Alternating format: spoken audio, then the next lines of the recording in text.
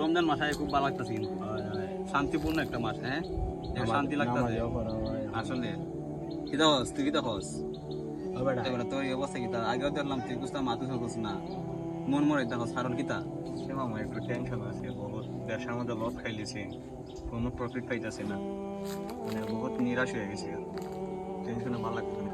কোনো টেনশন করিস না, 5 ওয়াক্ত নামাজ পড় রমজান মাসের দিন, তাহলে দেখবে তোর সব টেনশন দূর হবে। এটা বললে মনে করতে হয় কিন্তু আদার করতে চাই আমরা, নামা হয়ে যায়।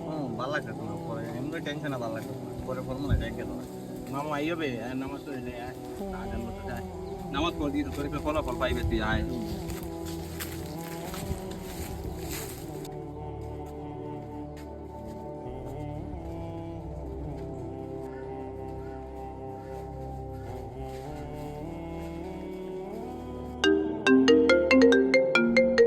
হ্যালো,